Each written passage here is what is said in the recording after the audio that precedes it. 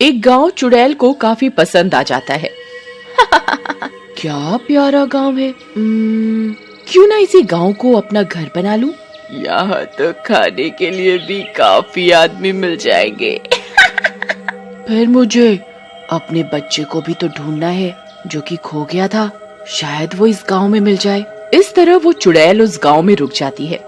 उसी गांव में विवेक नाम का एक आदमी अपनी बीवी रूपा और 2 बच्चों चिंकू और पिंकू के साथ रहता था। एक दिन चिंकू स्कूल से आता है और अपनी माँ रूपा से कहता है, माँ मुझे भी कंप्यूटर दिला दो।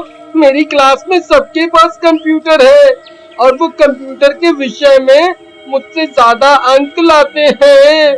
ठीक है बेटा, रात में तेरे पिताजी आएंगे तो मैं उनसे बात करूंगी।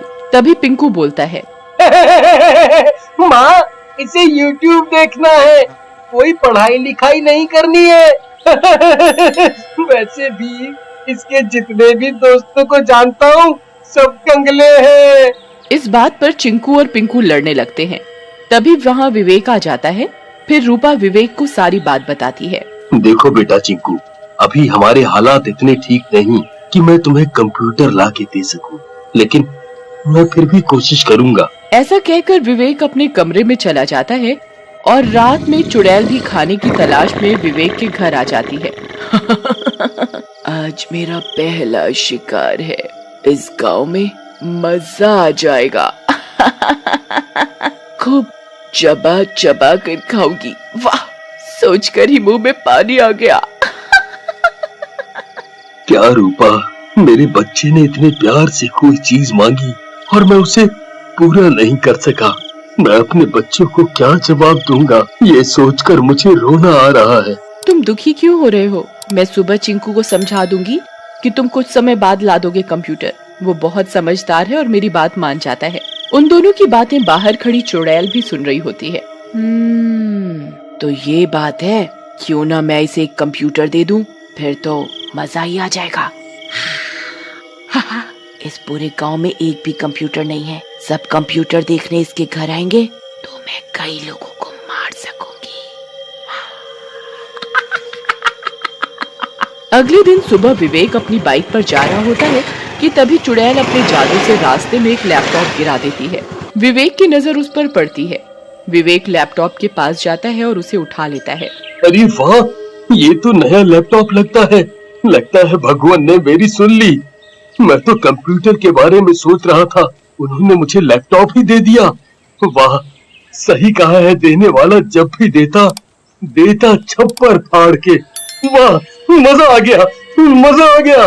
फिर विवेक वो लैपटॉप उठा लाता है और अपने घर चला जाता है। अरे चिंकू पिंकू, कहाँ हो तुम? यहाँ आओ। अरे रूपा, तुम भी आओ, देखो पापा क्या लाए। विवेक चिंकू को लैपटॉप दे देता है। अरे वाह पापा, क्या बात है, आप तो दुनिया के सबसे प्यारे पापा हो। मैंने कंप्यूटर मांगा और आप लैपटॉप ले आए। वाह, मजा आ गया। अरे वाह, नया लैपटॉप, मजा आ गया। अब तो इस पर नई गेम खेलेंगे। वाह। ठेंगा, तेरे को तो मैं कभी नहीं दूंगा, वो वैसे भी मेरे लिए आया है। चुप करो, कुछ भी नया आए घर में बस लड़ने लग जाते हो। चलो अपने कमरे में लेकर जाओ इसको और दोनों मिलकर पढ़ाई करना इससे। चिंकू और पिंकू अपने कमरे में चले जाते हैं। रात में रूपा और विवेक अपने कमरे में बातें करते हैं। अरे, आपने बताया नहीं, ये लैपटॉप आपको कैसे मिला? आप तो कह रहे थे कि पैसे नहीं है, फिर कैसे लेकर आए इतना महंगा लैपटॉप? सच बोलो। अब तुम की ना सवाल बहुत करती हो। अरे ये मेरे एक दोस्त ने दिया है, उसकी दुकान है और पैसे भी किश्तों में ले लेगा, बस वहीं से लाया हूँ। उधर रात में चिंकू को नींद नहीं आ रही होती। पापा भी क्या चीज है, क्या बढ़िया लैपटॉप लाए हैं। पिंकू की वजह से पहले मैं इसको ढंग से नहीं देख पाया, अब चेक कर लेता हूँ इसको ढंग से।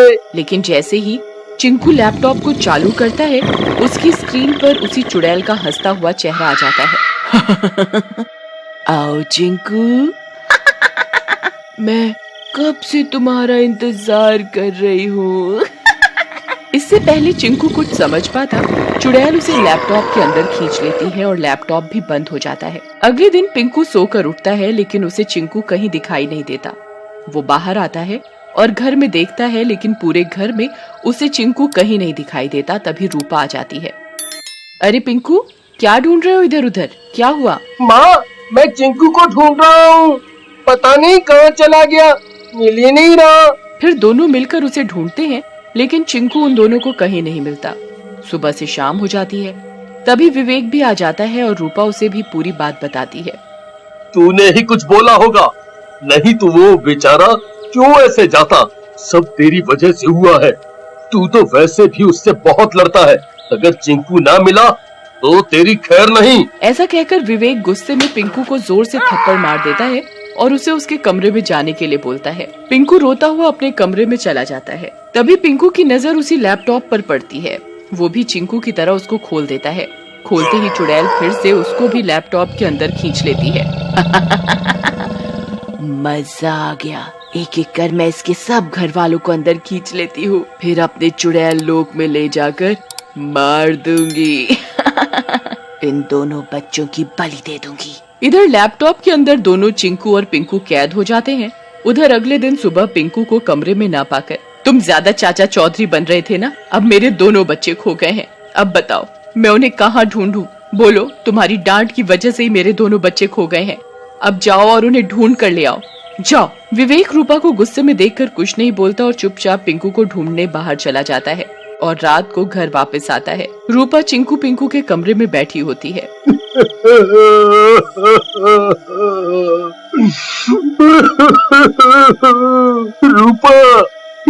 रूपा, मेरे दोनों बच्चे खो गए, मैं क्या करूं, कहाँ ढूंढूं इनको?